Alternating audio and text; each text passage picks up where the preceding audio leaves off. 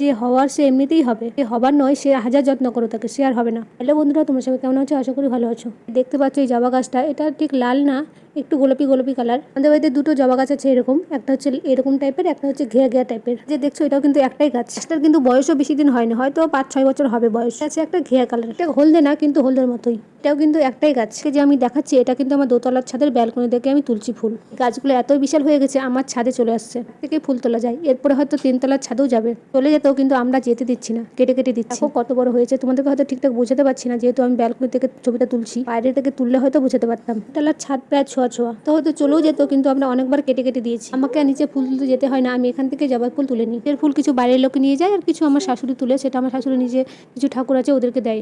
আমাকে আর নিচে যেতে হয় না, আমি উপরে ফুলই সম্পূর্ণ তুলতে পারি না, এটাতেই আমার পূজা হয়ে যায়। এটা কিন্তু আমরা সেরকম যত্ন করি না, কিছুই দিই না, দুটো নিজে থেকেই এত বড় হয়ে গেছে। আমরা সেরকম জলও দিই না, সেরকম ওষুধে দিই না। গাছগুলো লাগিয়েছে আমার শাশুড়ি। আমার শাশুড়ি আসলে গাছ লাগাতে ভালোবাসে, এমনই গাছ লাগাইলে গাছগুলো হয়েই যায়। জবা ফুল যেহেতু সব ঠাকুরকে দেওয়া হয় না, তাই অত বেশি জবা ফুল লাগেও না, বেশিরভাগটা বাইরের লোকেই আমাদের নিয়ে যায়। গাছটা কাটতে এখন খুব মায়া লাগে, কি বলে বাড়ির সামনেটা জঙ্গল হয়ে গেছে, গাছটা কেটে দাও, কিন্তু আমরা কাটি না। গাছটার প্রতি কেমন একটা মায়া ধরে গেছে। যে বললাম যে হওয়ার সে এমনিতেই হবে, আর যে হবার না তাকে হাজার ওষুধ দাও, হাজার জল দাও, সে হবে না। যে আমি ফুল তুলে নিলাম, একটু কমেন্টে জানিও গাছগুলো তোমাদের কেমন লাগলো। আমাদের কার কার বাড়িতে এরকম জবা গাছ আছে? আমাদের বাড়িতে আরো আছে, কিন্তু এই দুটো গাছই বিশাল। গাছগুলো কেমন লাগলো কমেন্টে জানিও। ভালো লাগলে লাইক কমেন্ট শেয়ার করতে ভুলো না। Tata, bye bye, Radhe Radhe.